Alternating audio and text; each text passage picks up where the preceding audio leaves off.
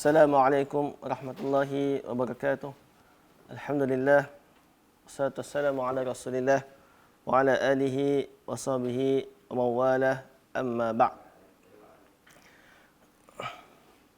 Tuan-tuan dan rahmati Allah, insya-Allah pada sesi kali ini kita sambung lagi pengajian kitab Fiqh Sunnah. Kita masuk tentang isu masalah jamak di antara solat. Isu menggabungkan solat antara zuhur dan asar dan juga maghrib dan isyak. Kerana ia berkait juga dengan pada hari ini tugas doktor, nurse dan sebagainya yang kadang-kadang ada kesibukan menyebabkan mereka tidak dapat menunaikan solat. Secara asasnya, solat keuzuran ni ada 3. Ada solat khauf, ada solat qasar dan ada solat jamak. Solat khauf adalah khusus untuk solat ketika peperangan. Kalau takut juga, khauf ni solat takut. Solat dalam keadaan takut. Khusus untuk ketika dalam peperangan. Ada beberapa kaedah. Yang paling biasa orang buat adalah makmum barisan tentera kaum muslimin akan buat 2 saf. Dan saf pertama akan solat bersama imam pada rakaat pertama. Kemudian mereka akan habiskan lagi 1 rakaat sendirian. Manakala saf kedua akan sembahyang bersama imam pada 1 rakaat kedua dan mereka menghabiskan solat sendirian bagi cukup 2 rakaat. Solat khauf ni khusus untuk perang, manakala dalam solat orang yang ketakutan, dia takut juga tapi bukan dalam peperangan. Maka mereka hanya disyariatkan solat qasar sahaja. Solat qasar pula bermaksud memendekkan solat daripada 4 kepada 2. Dan kitab Muwatta Imam Malik rahimahullah disebutkan beberapa asar daripada sahabat radhiyallahu anhum yang mana mereka berkata, kami pada zaman fasa di Mekah sebelum turunnya ataupun sebelum berlaku peristiwa Isra' dan Mi'raj, kami solat 2 rakaat. Ada yang solat waktu siang, ada yang solat waktu malam.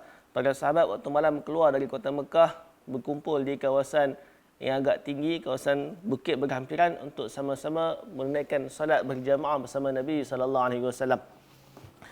Bila turunnya atau berlakunya peristiwa Isra' dan Mi'raj, barulah solat zuhur solat ditentukan kepada 5 waktu. Solat zuhur jadi 4 dan solat asar jadi 4. Itu solat qasar, memendekkan solat daripada 4 kepada 2 seperti asal sebelum berlaku peristiwa Isra' dan Mi'raj. Yang ketiga pula adalah solat jamak, menggabungkan solat. Jadi setiap solat ni dia ada hukum hakam dia tersendiri. Kalau kita secara umum kita faham musafir dia jamak qasar. Sampai kadang-kadang kita dah kurang jelas perbezaan hukum-hukum berkaitan qasar dan hukum-hukum berkaitan jamak. Muslimin muslimat yang dirahmati Allah, kita sebutkan tadi solat khauf adalah khusus untuk solat dalam peperangan. Ada kaedah dia. Yang kedua, solat qasar. Qasar bermaksud memendekkan daripada 4 rakaat kepada 2 rakaat. Apakah yang membolehkan seorang itu solat qasar? Yang dibolehkan solat qasar hanyalah bermusafir. Itu yang disebutkan dalam firman Allah Ta'ala, A'udzubillahi minasyaitonirrajim. Wa idza darabtum fil ardi falaysa 'alaykum junahun an taqsuru minas shalah. Bila mana kamu bermusafir di muka bumi, maka tidak ada masalah bagi kamu untuk mengqasarkan solat. Itu adalah sebab yang membolehkan solat qasar. Nabi bersabda, sadaqatun minallah faqbalu sadaqatah. Sedekah daripada Allah, maka terimalah sedekahnya. Itu sebab yang membolehkan solat qasar, iaitu musafir semata-mata. Adapun khilaf yang panjang lebar, masalah jarak, hari dan sebagainya, itu semua hanyalah khilaf dalam konteks apakah yang dimaksudkan dengan musafir. Secara umumnya, musafir ni, istilah musafir itu merujuk kepada uruf, adat bermusafir. Kita orang Melayu ni, kalau bahasa Melayu apa dia? Orang Melayu panggil berpergian. Kalau dia berpergian, itu musafir lah tu, secara adatnya. Dan bila kata berpergian ni, kadang-kadang tak sama. Contohnya, ada setengah orang musafir ke Langkawi. Setengah orang tak musafir ke Langkawi. Saya sendiri kalau pergi Langkawi, mula-mula first time. Taklah first time, maksudnya sejak dalam tempoh 10 tahun ni, baru pergi pula. Lama tak pergi. Kita pergi ke Langkawi, kita rasa macam musafir, jauh. Tapi bila dah biasa, akhirnya pergi pagi, tengah hari balik. Dah tak jadi musafir. Jadi kaedah penentuan musafir yang paling kuat sebenarnya, seperti mana yang disebutkan sendiri oleh dan kita Ibn Qudamah dan kita Al-Mughni, memang pandangan paling sahih sebenarnya diikut uruf. Sebab kita contoh tanah Melayu dulu hutan belantara. Jadi kadang-kadang nak pergi ke kawasan sebelah pun dah kira musafir, jauh. Sebab mereka dah hutan. Tetapi para ulama membincangkan penentuan musafir itu sebenarnya satu penentuan yang kadang-kadang susah nak dipastikan dengan tepat. Sebab tu mereka mengambil uruf, kebiasaan orang Arab. Orang Arab ni bila kata musafir, berapa jauh? Bila kata musafir tu berapa jarak perjalanannya? Dan mereka mendapati perjalanan orang Arab adalah 2 marhalah ataupun 16 farsakh. Mazhab Hanafi pula dia cari-cari, dia kata musafir ni 3 marhalah. Imam Ahmad rahimahullah pula dia tanya-tanya, ada setengah orang Arab ni menganggap musafir itu pada jarak 1 marhalah. Itu punca khilaf tentang jarak musafir. Kalau 1 marhalah ni maksudnya 1 hari perjalanan. Kalau 2 marhalah maksudnya 2 hari perjalanan. Sekali rehat, tidur, sembahyang dan sebagainya. Kalau 3 marhalah bermaksud 3 hari perjalanan. Jadi 1 hari perjalanan Arab pun dia tidak orang kata bukan fix, bukan sehari 40 kilo je. Tidak, tak tentu. Jadi diambil secara umumnya sahaja. Secara kebiasaannya lebih kurang berapa. Sebab tu para ulama moden bila nak terjemah marhalah, tukar convert kepada kilometer ni mereka khilaf. Syafi'iyah kata 1 marhalah 1 hari lebih kurang dalam 44 km lebih sikit. Kalau mazhab Hanbali dia kata 1 marhalah 40 kilo. Dan banyak lagi khilaf dalam masalah penentuan jarak musafir. Ala kulli hal, solat qasar hanya dibenarkan untuk orang bermusafir yang mana jarak musafirnya itu lebih daripada paling kurang 2 marhalah ataupun lebih mengikut pandangan jumhur ulama. Tapi secara asasnya memang kalau kita tahu kita musafir boleh jamak, boleh qasar. Macam mana kita nak tahu kita musafir? Kita pi Kedah. Kita pi Kedah Al-Ustaz contohnya, kita bawa tak pakaian spare, tuala spare, ubat gigi, buruh gigi? Tak bawa. Maka Kedah tak dianggap sebagai musafir. Tapi kalau PKL bawa tak semua tu? Tuala, baju, seluar, spare, bawa. Itu namanya musafir. Baik.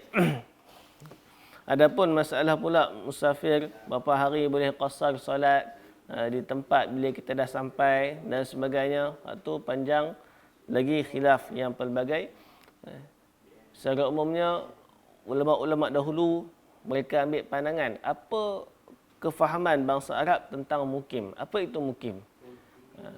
Jadi Syafi'iyah mereka ambil mukim adalah 3 hari. Yusamma muqiman idza labisa faqa 3 layal.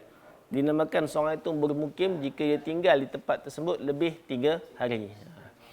Kira kalau Syafi'iyah kita sampai suatu tempat, kita boleh qasar selama 5 hari. Benda ni kadang-kadang kontroversi sikit, 5 hari macam mana pula? Bukan 3 hari.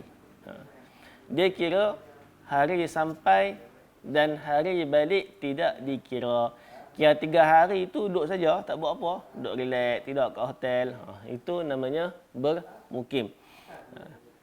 Manakala Hanabilah pula, dia kata yang dikatakan bermukim itu tinggal 4 hari. Jadi kalau dalam tempoh 4 hari, kira campur hari sampai dengan hari keluar, total 6 hari. Maka kalau kita ada kursus 6 hari, kita pergi hari Ahad. Ahad, Isnin, Selasa, Rabu, Khamis, Jumaat. Jumaat balik. Maka dalam tempoh tersebut boleh qasar di tempat tersebut. di tempat yang kita duduk untuk sementara waktu. Ada juga yang meluaskan lagi mukim ni niat mukim lah, baru jadi mukim. Saya dulu ada seorang hamba Allah kawan tu, dia duduk Mesir setiap hari jamak qasar. Setiap hari jamak qasar. Sampailah balik Malaysia. Alasan dia apa? Alasan dia saya tak mukim dekat sini. Saya mai tu ada hajat mengaji. Habis mengaji balik Ini antara benda-benda yang kadang-kadang nampak macam ada sandaran. Tapi fikir-fikir balik, patut ke? 5 tahun duduk Mesir, 5 tahun jamak qasar. Wallahualam. Kita ambil pandangan yang lebih selamat, iaitu 3 hari ataupun 4 hari. Erti kata lain, 5 hari ataupun 6 hari. Itu tempoh yang dibenarkan untuk qasar solat. Macam mana pula dengan hadis Nabi SAW qasar selama 18 ataupun setengah riwayat 19 hari. Nabi di Mekah ketika pembukaan kota Mekah, Nabi qasar solat di Mekah sehingga 18 ataupun setengah riwayat sebut 19 hari. Dengan syarat disebutkan Nabi SAW lepas solat 2 rakaat, Nabi pusing belakang dan Nabi kata, "Nahnu qaumun muqassirun fa'atimu." Kami ini mengqasarkan solat, kamu kena sempurnakan solat. Hadis tersebut kalau tengok dalam konteks 4 mazhab, semuanya mengatakan kenapa Nabi qasar sampai 19 hari, kerana Nabi ada hajat. Nabi duduk di Mekah bukan kerana saya duduk, tapi Nabi ada keperluan tanpa diniatkan tempoh yang tertentu. Bukan Nabi niat fix, memang duduk Mekah kena 19 hari, tak. Nabi duduk Mekah sampailah keadaan stabil, barulah Nabi meninggalkan Mekah dan menuju ke Hunain ataupun ke Taif. Kemudian Nabi balik ke Mekah semula. Ibnu Umar dalam satu peperangan, beliau qasar sampai 6 bulan. 6 bulan qasar di Armenia. Kerana apa? Kerana sebab ada hajat dan keperluan. Adapun masalah keperluan ni, sejauh mana yang dikira keperluan, iaitu jika kita tidak pasti bilakah hajat kita akan selesai. Kalau dah tahu bila selesai, itu dah dikira bermukim. Macam contoh kita pergi rumah anak kita dekat KL. Nak pergi rumah anak pasal apa? Nak tengok cuba salin. Nak duduk berapa hari? Tak tahu, tengok dulu macam mana. Kalau rasa macam anak kita teruk sikit, duduk lama sikit. Kalau anak kita macam tak ada masalah, pergi tengok balik.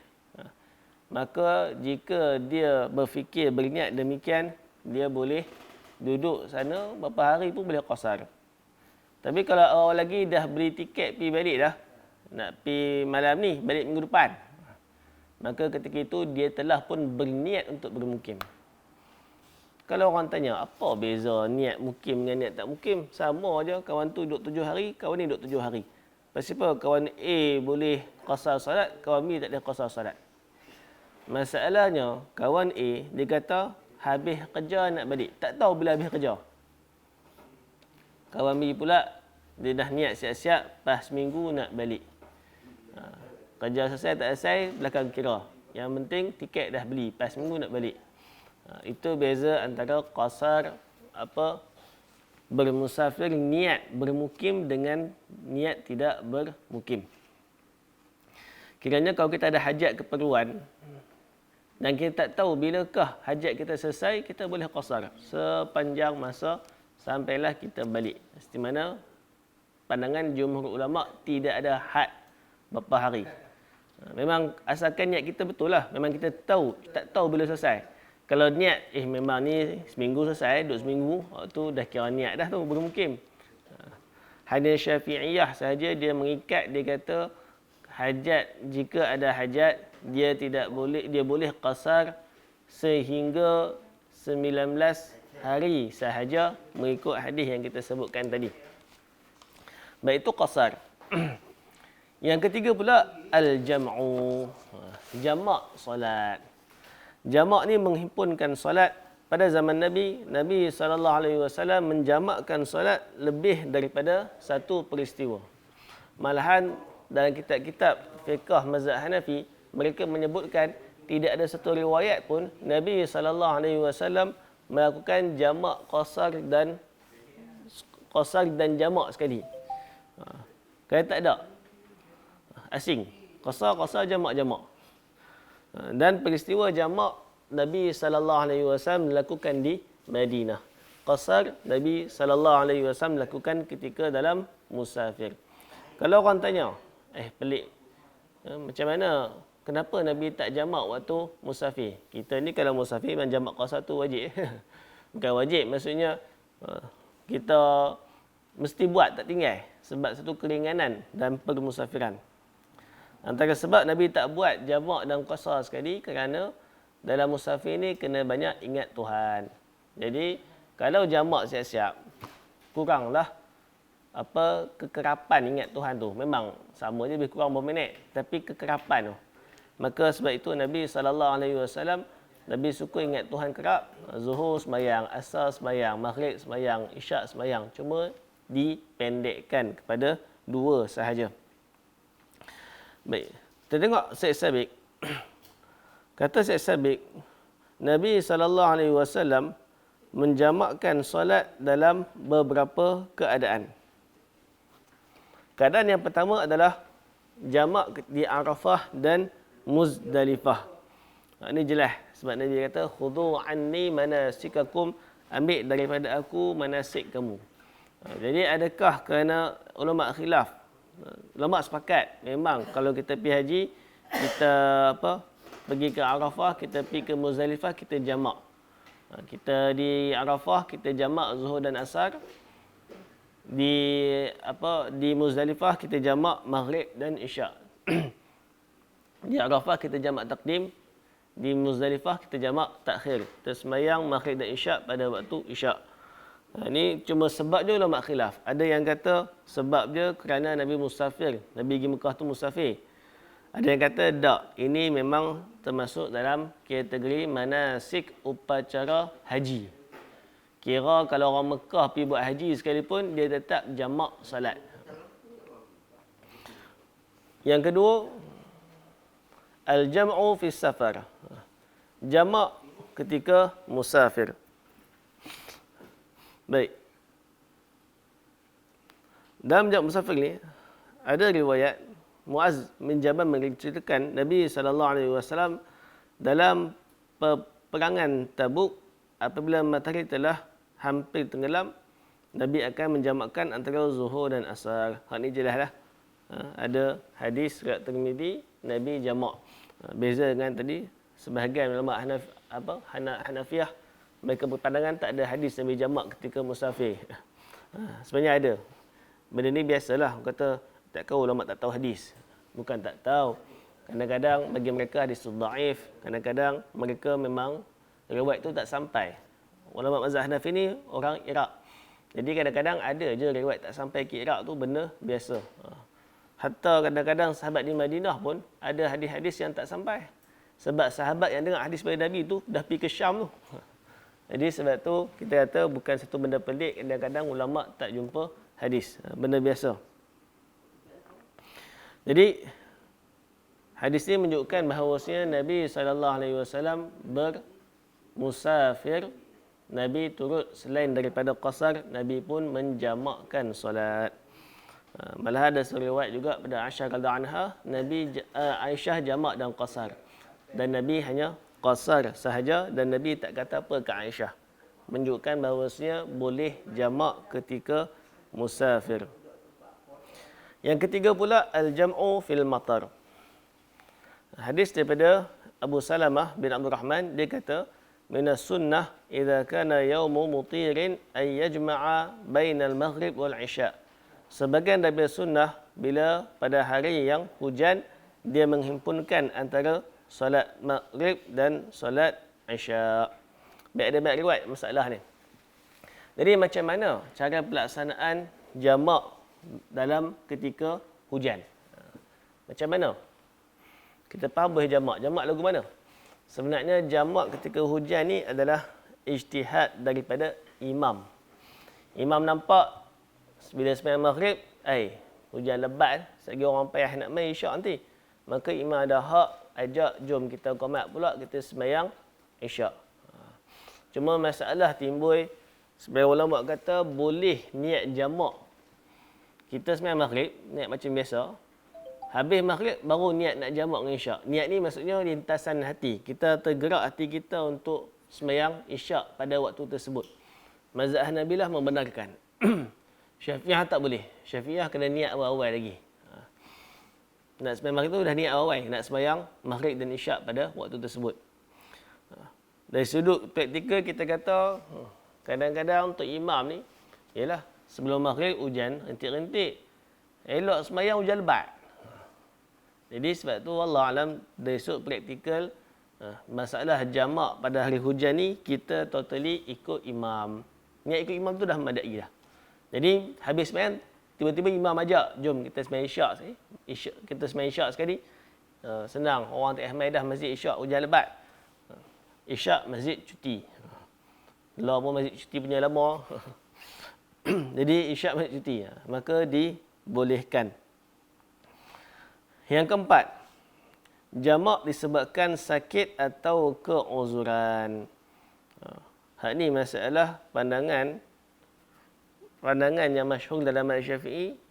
Dia kata uzur yang digunakan jamak hanyalah uzur musafir sahaja. Tapi Imam Nawawi sendiri rahimahullah dia kata dari sudut dalil keuzuran luas, merangkumi pelbagai keuzuran. Tak semestinya uzur musafir saja, uzur-uzur lain pun boleh jamak. Kalau Hanabilah pun setuju, dia meluaskan konsep uzur tu. Cumanya sebahagian Hanabilah, ulama mazhab Hanbali menghadkan jamak solat hanya sebabkan uzur, hanya jamak takhir sahaja, iaitu sembahyang lewat. Baik. Dari sudut dalil, pandangan lebih kuat memang asalkan ada keuzuran dah boleh jamak. Sedangkan Nabi pernah jamak tanpa ada keuzuran, apatah lagi jika ada keuzuran. Maka atas pandangan itulah diluaskan perbahasan tentang masalah jamak solat ni. Keuzuran yang dibolehkan jamak solat dalam mazhab Ahmad Hanbali diluaskan begitu luas sekali sehingga menjadi pandangan yang banyak difatwakan pada hari ini. Antaranya contoh mereka yang balik kerja, jalan jam. Maghrib tu memang tak ada sembahyang, takkan nak jam-jam turun saat perjalanan sembahyang. Ataupun nak sembahyang dalam kereta. Maka mereka boleh menjamakkan solat di rumah. Kalau kat KL tu boleh tahan lagi. Kalau di Hong Kong contohnya, jangan kata nak sembahyang, nak kencing pun tak sempat. Jam teruk di sana. Jadi mereka boleh menjamakkan di rumah. Ada keuzuran jalan jam. Sama juga dengan contohnya naik bas. Naik bas pukul 8. Contoh nak pergi Johor, bas pukul 8. Sampai sana kadang-kadang pukul 7. Maka dia boleh jamak siap-siap, takut tengah malam nak turun tu susah. Turun dari bas nak sembahyang tu susah. Maka dia jamak siap-siap. Jamak cukuplah 3 dengan 4, bukan 3 dengan 2. 3 dengan 4. Begitu juga contoh orang bakar mendang. Lepas asar dia bakar mendang. Dia bakar mendang, duduk tunggu-tunggu, pukul 7 api duduk besar lagi. Mai 7.30 api besar lagi. Mai pukul 8 api tak padam-padam lagi, besar lagi. Kalau dia tinggal, dia takut sekejap lagi api tu naik rumah orang. Macam tahun bila tu banyak api kering sungguh. Api habis naik pergi rumah orang, naik bukit ke Tok Kuning tu, terbakar habis bukit. Jadi jika dia risau mudarat disebabkan api bendang tu, kalau dia pergi tinggal pergi sembahyang, maka dia boleh menjamakkan jamak takhir. Ada sebab, ada keuzuran. Begitulah juga apatah lagi dalam bab pembedahan doktor. Doktor kadang-kadang pakai baju suit tu nak buka tu susah, masyaqqah. Dia nak sembahyang terus pun rasa tak selesa. Kadang-kadang terpaksa pakai pampers dalam baju suit tu. Jadi ada masa bila dia buka dia jamak siap-siap. Zuhur dan asar, maghrib dan isyak. Ada keuzuran. Baik. Itu jamak disebabkan keuzuran. Ada juga jamak disebabkan ada keperluan. Ada keperluan. Ada keperluan seperti apa? Seperti yang kita kata Imam Nawawi rahimahullah, "Dhahaba jama'atun min al-a'immah ila jawaz al-jam'i fil hadar lil hajah liman yattakhiduhu Dah. Ini lagi luas. Ada keperluan sikit je pun dah boleh solat jamak. Pandangan ni walaupun tidak difatwakan dalam mazhab, dia bila kata mazhab ni bukan tu pandangannya, mazhab ni luas banyak pandangan. Sebab tu ada istilah fatwa dalam mazhab, ada istilah fatwa ulama-ulama mazhab. Dia lain, tak sama. Contohnya dalam bab ni, solat jika ada keperluan, solat jamak jika ada keperluan yang sedikit pun, walaupun bukan keperluan yang besar, mendesak, boleh jamak, tak difatwakan dalam mazhab. Tetapi ramai ulama mazhab berpandangan demikian, antaranya Al-Khattabi dan lain-lain, Ibnu Munzir berpandangan boleh jamak walaupun ada keperluan sedikit je. Tak kira takhir ataupun taqdim. Dan benda itu juga dijelaskan dalam hadis yang Ibn Abbas sebut, kana Nabi SAW yajma'u baina dhuhri wal asri min ghairi udhrin wala matar. Nabi jamak antara zuhur dan asar tanpa ada uzur, tanpa ada hujan. Bila orang tanya Nabi kata, Nabi tak mau alla yuharija ala ummati. Nabi tak mau membebankan kepada umat Islam, umat Nabi SAW. Maka daripada itu jelas, bila kita tengok fatwa dalam mazhab dan fatwa para ulama, kita akan dapat satu kesimpulan. Bila sebut fiqh ni, dia ada istilah as-subut dan murunah, ada yang tetap dan ada yang fleksibel. Dalam konteks jamak tadi, lebih selamat kita ikut pandangan jumhur, iaitu jamak hanya ketika ada uzur mendesak. Seperti mana musafir, ataupun keuzuran yang tak boleh dielakkan, hujan, jelas. Tapi dalam keadaan-keadaan tertentu, seperti mana doktor-doktor bertugas di hospital, nurse bertugas di hospital, dalam fatwa dia ada kelonggaran, mereka boleh mengambil pandangan yang lebih ringan sesuai dengan keadaan mereka yang menghadapi pelbagai kesulitan. Macam tadilah, kalaulah seandainya memang nak jamak solat pun tak boleh, memang dia pakai suit tu 8 pagi sampai 8 malam, sampai 10 malam, tak nak buka suit tu, suit perubatan tu, maka ketika itu barulah kita akan consider cara solat yang lain, cara solat dalam keadaan menanggung najis, cara solat dalam keadaan ada najis pada tubuh badan, macam mana. Kalau tak, dia pakai 8 pagi, buka 5 petang, sambung pula 8 malam sampai pagi esok, maka dia boleh ambil option yang lebih baik. Option pertama iaitu menjamakkan solat.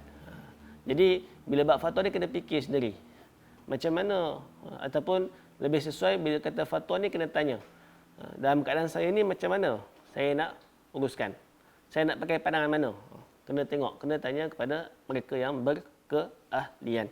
Dan saya nak habaq terus terang pun susah, kadang-kadang kita tak tahu, consider hospital Perlis tak sama, hospital Kedah lain lagi, hospital KL pun tak sama lagi.